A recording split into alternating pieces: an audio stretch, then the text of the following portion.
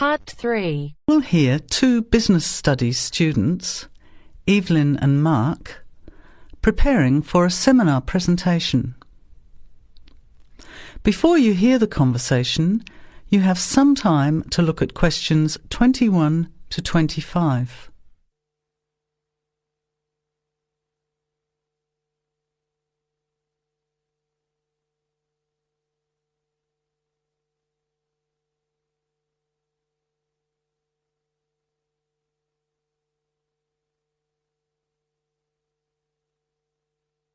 Well, I think the marketing of food would be a good topic. I read a very interesting article the other day about the Canadian food market. I suppose everybody's interested in food, even if it's trying not to eat. Why Canada? I know that's where you come from, but isn't it just all North America, really? No, that's why I thought this article was interesting. Although lots of U.S. companies are well established in Canada, and vice versa, there are still subtle differences between the two markets. It says here, the Canadian market is definitely not a northern clone of the U.S. I like that.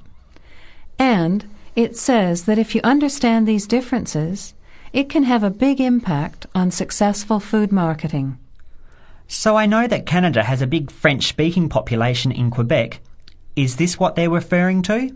Not only French and English speakers, there are many different ethnic groups in Canada. It's really quite multicultural. For example, Toronto has large Asian and Italian populations, and Vancouver's got a large Asian population too. And because Canada's population is small, these groups make quite an impact, introducing new styles of cooking. So you can see lots of unfamiliar vegetables and things in the markets, and new restaurants are opening every day. It's great if you love trying out new foods, as many people do. Which kinds of food are becoming popular? Well, some Asian food, I'd say, has been popular for quite a while, like Chinese. But now, Southeast Asian restaurants are becoming very fashionable. Then there's Mediterranean, of course, such as Greek, Italian, and so on. But Caribbean and Mexican food is really taking off among young people these days. So are the supermarkets starting to stock the ingredients that are needed to prepare these foods at home? You know, all those unusual condiments and sauces. Yes, that's right. It's quite interesting going to the supermarket, isn't it? And noticing how they're introducing sections for foods of different nationalities. You can buy quite exotic products locally these days. The article mentioned that 80% of the Canadian retail market is controlled by 8 major national supermarket chains, so that when they introduce changes, they can happen quite rapidly. Okay. Well, how are we going to organise this seminar then?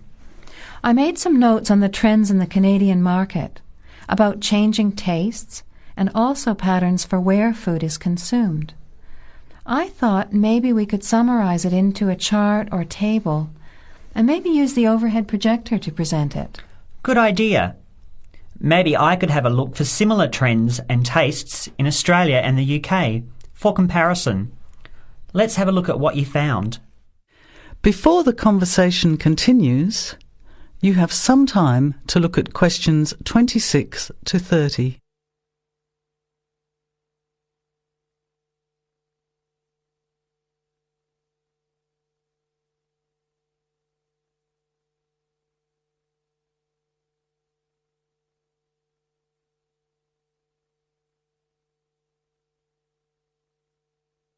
Now, as the conversation continues, answer questions 26 to 30.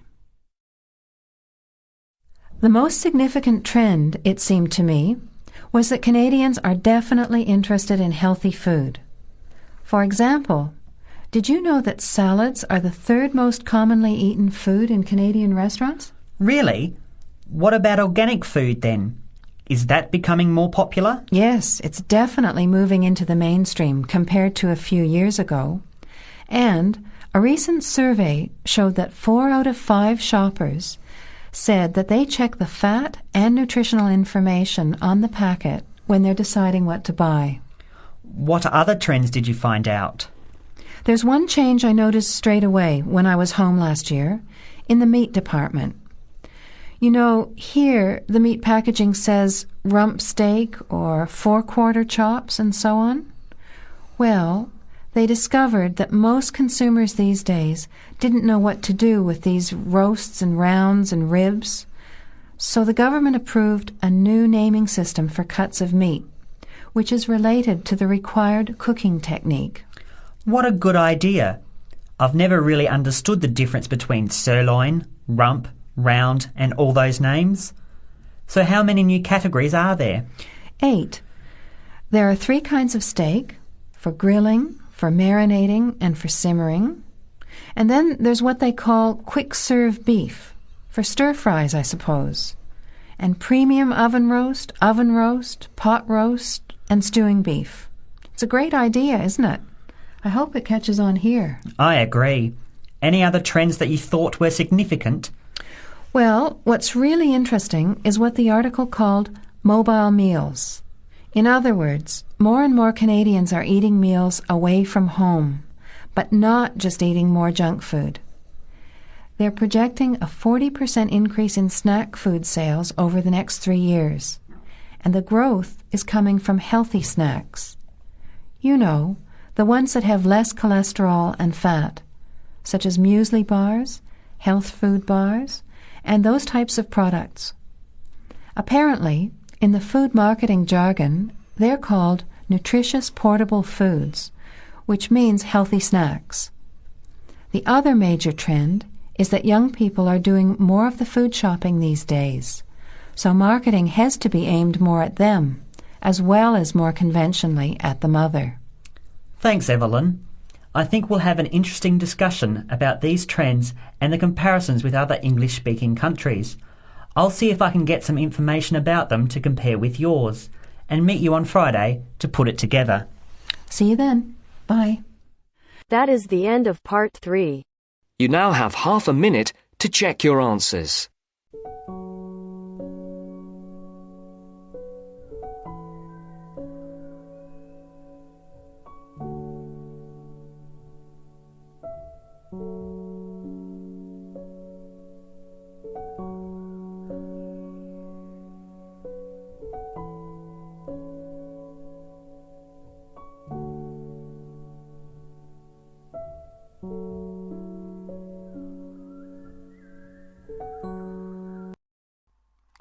Hi, this is IELTS Bob.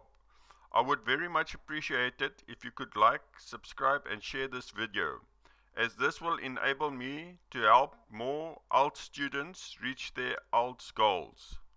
Very much appreciated. Thank you.